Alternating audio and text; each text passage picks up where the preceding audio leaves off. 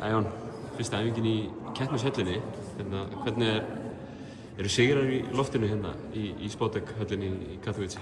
Já, það ekki. Maður séð á nokkra en það verður bara komið í ljós. Það var virkilega góð æfing í dag og góð orka að liðinu þannig að maður er bara brattur fyrir fyrsta leikum á Ísrael. Hvernig er tilfinningin svona lappin í höllina sem að, þú veist, gífurlega eftirvænting hjá leikmönnum liðsins og öllu í kringum liðið í marga mánuði núna? Hvernig er að koma á leikstað svona eins og þau gerðu það?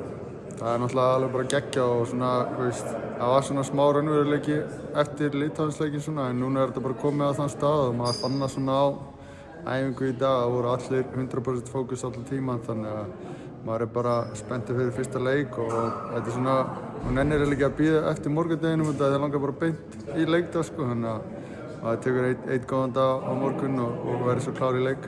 Þið leikmenn eru að sjálfsögða að passa upp á hvern annan og passa upp á sjálf ykkur að það séu með bara heilsu til þess að spila þessa leiki og fleira en hérna, það er vantilega alls konar sirkus sem er í kringum ykkur á svona móti. Já, það er mikið að gera, bara líka alveg svo maður sem komir í leikskóla aftur að bara schedule 8-5 og maður fari ekki að gera neitt annað heldur en það. En þetta er bara stemming og maður vissi að það eru svona sem fylgir þessu. Þetta er náttúrulega stærsta móti í Evrópu sem er haldið þannig að það eru bara allir spenntir og tilbúinir í öll verkefni sem maður gefa okkur. Fjölskyldan vantilega á leiðina að koma að horfa? Yes, þau lenda á morgun þannig að það verður bara gaman og vonandi skilja þau að maður er að spila körfubolta og er ekki í fjölskylduferð þannig að maður verður fókusaður á hluti sem skipta máli en þetta verður náttúrulega tími gefinn handa öllum í liðinu til að vera með fjölskyldunni líka þannig að þetta verður bara gott balans á þessu og það verður bara geggjað að fá alla Íslendingana til Póllands. Alveg að lokum, Jón, árið ég sleppi þér. Árið ég sleppi þér, alveg að lokum. Nú er hérna faðir þinn, Guðmundur, leikjahæsti leikmaður þessa liðs frá upphafi. Sérðu fyrir þér að challengea þín betur?